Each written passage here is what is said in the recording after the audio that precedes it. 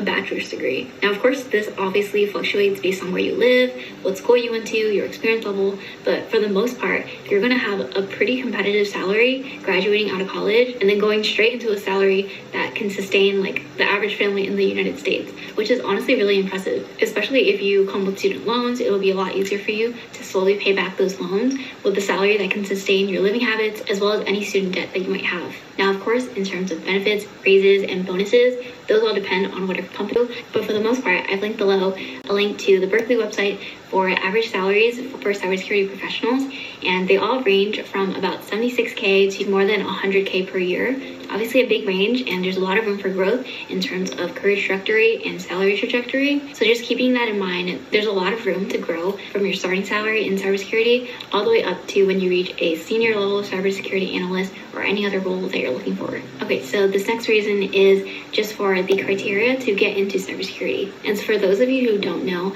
the bar to get in is actually a lot more lenient compared to other roles in technology. So you don't necessarily need a bachelor's degree in cybersecurity. I did not get a bachelor's degree in cybersecurity. I was just a generic information technology major, and I had at most taken about 2 cybersecurity courses, but they weren't really in quality assurance, which weren't necessarily pen testing or working with any actual hacking tools, but they still taught me a lot. And there are so many certifications out there, beginner certifications for cybersecurity, that don't require any hands-on experience in terms of an actual full-time job. So you don't need that professional experience to get these certifications. And that's why I feel like it's super important, because you don't need that prerequisite of needing experience to get more experience. And I actually took my Security Plus certification, which is one of the most popular beginner cybersecurity certifications that you can take, and I can link a video below on what I used to study for that. And if you don't prefer that certification, I also made a video for cybersecurity that you could look into if you're interested. So there's definitely something out there for you, whatever role that you're trying to get into in cyber.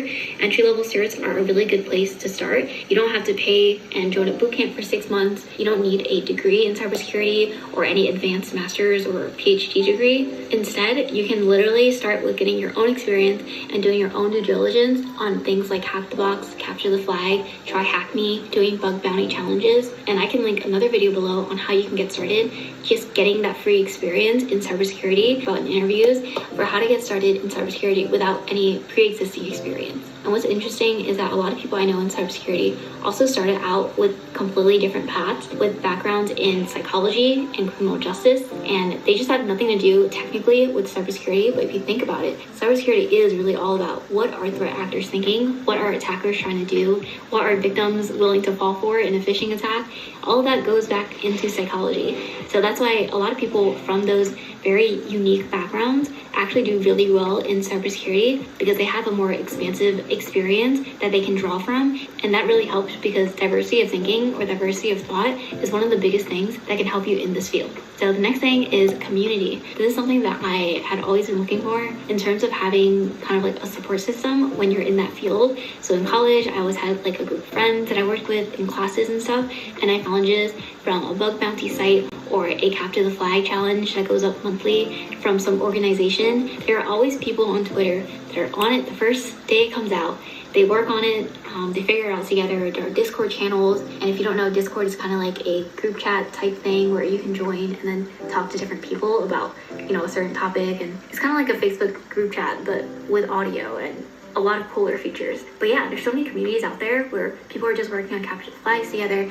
And honestly, I have to say that I would not be able to have finished my own Capture the Flags without help from these Discord channels or from these online forums or from going on Twitter and people saying like, I figured it out, and then maybe dropping a hint or two. Legally, of course, you don't want anyone to just drop hints and just purposely like give people the answer, but you still want people to figure out themselves if that's what they're trying to do. Writing guides for the Capture the Flag challenges or different hacking challenges out there, just so beginners, also like me, who don't really know what tools to use or have no idea how to figure out if you can use cross-site scripting for this. There are hundreds and hundreds of blogs out there that write guides for these things, so you can figure it out and learn from it. And that's why I feel like just in general, the cybersecurity community is really supportive in terms of helping everyone learn, helping bring everyone up, and just sharing the knowledge and the wealth of knowledge. So you never feel alone when you're working on these challenges. Like you might be hacking at like 2 a.m. by yourself, and you go on Twitter and there's like 10 other people who are just tweeting about this thing or this challenge and how everyone up together. So of course the last one, you guys,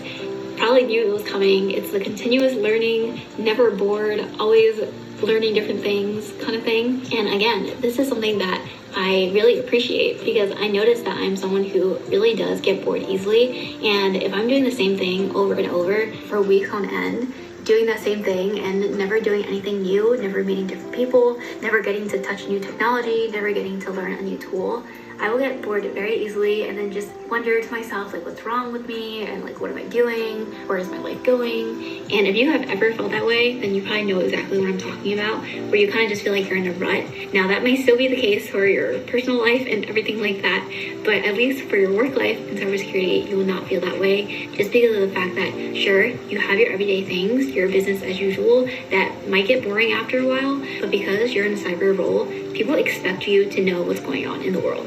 Like, even if you're not learning the newest tools, people still expect you to keep up with the news, understand all the hacks that are going on in the world, know what the latest vulnerabilities are, understand if these vulnerabilities that impact other companies also affect your company. Like, there's so many things that are always going on. There's so many external factors and attack vectors that people are using, nation states that are constantly attacking. There's always something to learn. There's always something to look for and something to read up on that you had no idea was an issue or a problem, or maybe you just had no idea that even existed. So that's why I feel like cyber is just, especially in your early career where you're trying to touch so many things, and that's kind of me right now where I'm trying to do a lot of things, but every day I realize the more and more I learn, the more and more there is to learn. And honestly, that's kind of like a happy medium because I know that, sure, I can learn this today, but will this still be the case tomorrow?